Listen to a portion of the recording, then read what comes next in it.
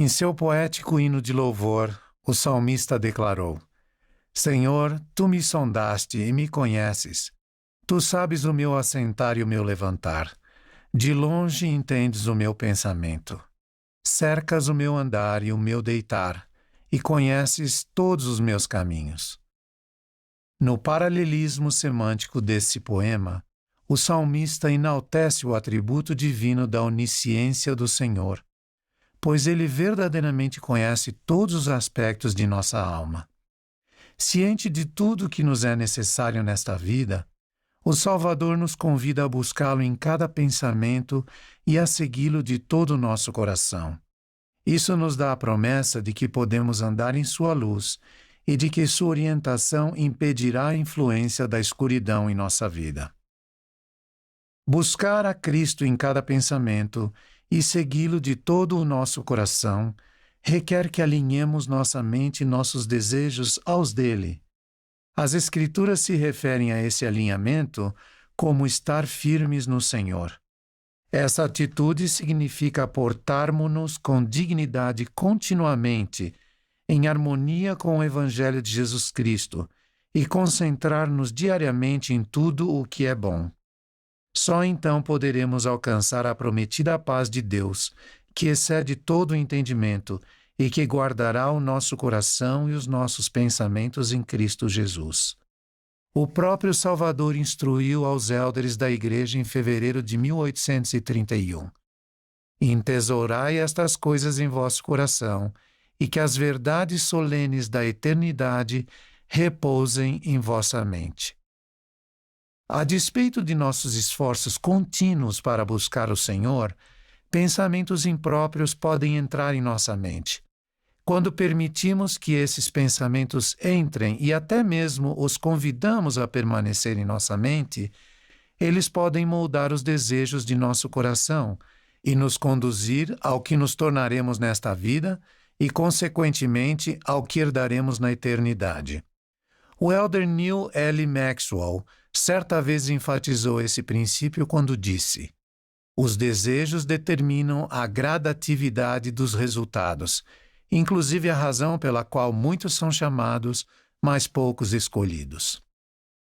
Os profetas antigos e modernos têm nos lembrado constantemente de que devemos resistir à tentação a fim de não perdermos nossa força espiritual e nos sentirmos confusos, desorientados e desiludidos na vida. Metaforicamente falando, ceder à tentação é como aproximar um ímã a um objeto de metal. A força invisível do ímã atrai o objeto de metal e o mantém junto a ele. O ímã somente perde sua força magnética sobre o objeto quando o afastamos para longe dele. Portanto, assim como o ímã não consegue exercer poder sobre uma peça de metal que está distante, ao resistirmos à tentação, ela se desvanecerá e perderá seu poder sobre nossa mente e nosso coração, e, consequentemente, sobre nossas ações. Essa analogia me faz lembrar de uma experiência que um membro muito fiel da igreja compartilhou comigo há algum tempo. Ela relatou que certa manhã, ao acordar, um pensamento impróprio que ela nunca havia vivenciado antes subitamente invadiu sua mente. Embora aquilo a tenha surpreendido completamente, em frações de segundo ela reagiu contra a situação, dizendo a si mesma e àquele pensamento: não. Imediatamente depois, ela o substituiu por algo bom, a fim de distrair sua mente do pensamento indesejado. Ela me disse que à medida que exerceu seu arbítrio moral em retidão, aquele pensamento negativo involuntário imediatamente desapareceu. Ao clamar ao povo que acreditassem em Cristo e que se arrependessem, Moroni os exortou a chegarem-se ao Salvador de todo o coração, despojando-se de todas as impurezas. Além disso, Moroni os convidou a pedir a Deus, com inquebrantável firmeza, que não caíssem em tentação. A aplicação desses princípios em nossa vida exige mais do que simplesmente conhecê-los. É necessário ajustar nossa mente e nosso coração a esses princípios divinos.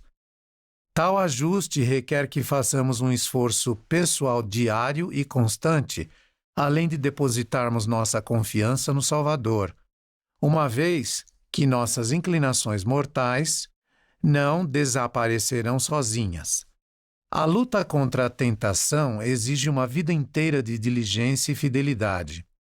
No entanto, quero que saibam que o Senhor está pronto para nos ajudar em nossos esforços pessoais e promete-nos bênçãos extraordinárias se perseverarmos até o fim. Durante um período particularmente difícil, quando Joseph Smith e os outros prisioneiros na cadeia de Liberty não tinham nenhuma liberdade, a não ser em relação a seus pensamentos, o Senhor lhes proporcionou um conselho proveitoso e uma promessa que também se estendem a todos nós.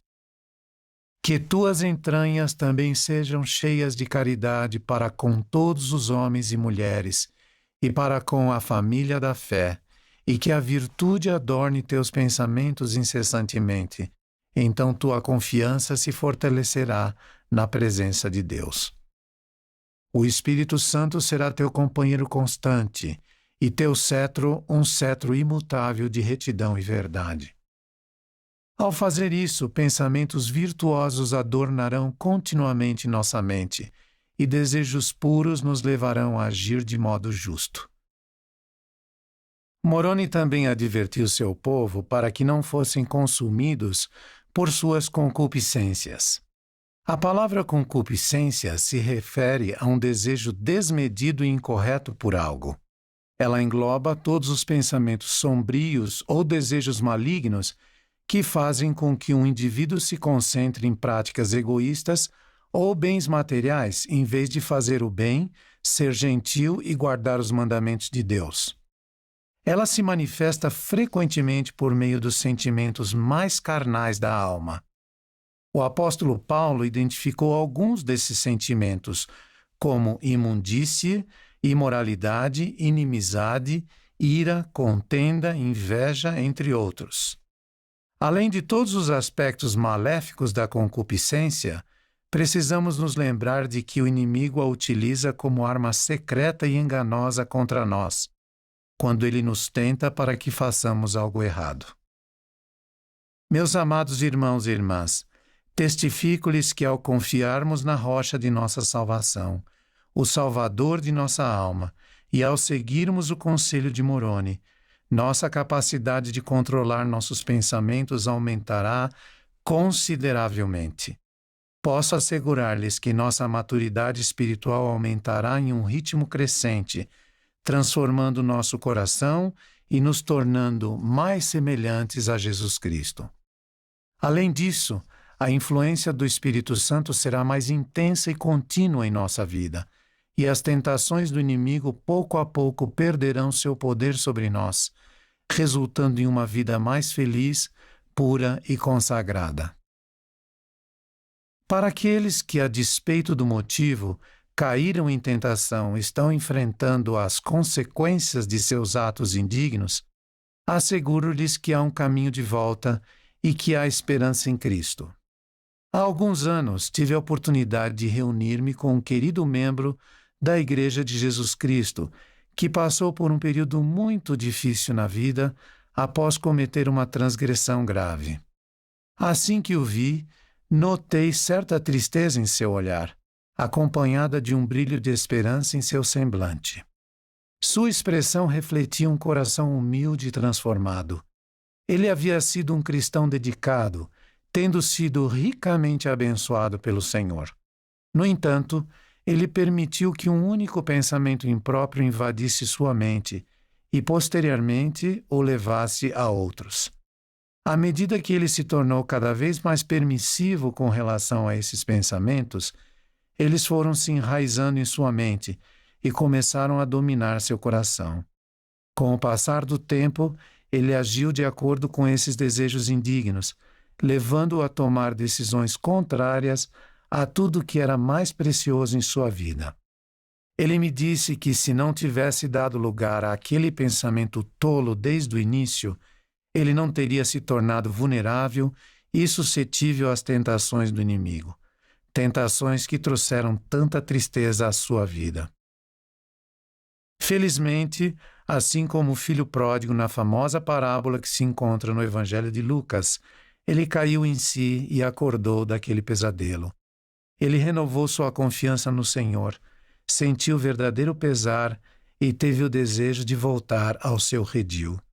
Naquele dia, nós dois sentimos o amor redentor que o Salvador tem por nós. Ao final de nosso breve encontro, ambos estávamos tomados de profunda emoção, e até hoje lembro-me da alegria resplandecente em seu semblante quando ele saiu de minha sala. Meus queridos amigos, quando resistimos às pequenas tentações, as quais com frequência surgem inesperadamente em nossa vida, tornamo-nos mais aptos a evitar transgressões sérias. Conforme disse o presidente Spencer W. Kimball, é raro que alguém cometa transgressões sérias sem antes sucumbir a menores, que abrem as portas para as maiores. Um campo limpo não se enche de ervas daninhas da noite para o dia. Enquanto se preparava para cumprir sua missão divina na Terra, o Salvador Jesus Cristo nos ensinou a respeito da importância de resistirmos constantemente a tudo que possa nos desviar de cumprirmos nosso propósito eterno. Após várias investidas mal-sucedidas do inimigo, que tentava desviá-lo de sua missão, o Salvador dispensou o diabo categoricamente ao dizer: "Vai-te, Satanás!" Então o diabo o deixou, e eis que chegaram os anjos e o serviram. Vocês conseguem imaginar o que aconteceria se obtivéssemos a força e a coragem provenientes do Salvador para dizermos não e vai-te aos pensamentos iníquos no exato momento em que eles entram em nossa mente? Que impacto isso teria sobre os desejos de nosso coração?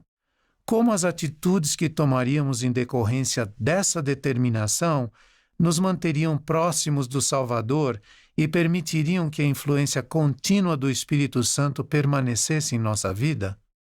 Sei que ao seguirmos o exemplo de Jesus, evitaremos muitas tragédias e comportamentos indesejados que podem causar problemas e desavenças familiares, emoções e inclinações negativas, injustiças e abusos, escravidão por vícios malignos e tudo o mais que seja contrário aos mandamentos do Senhor.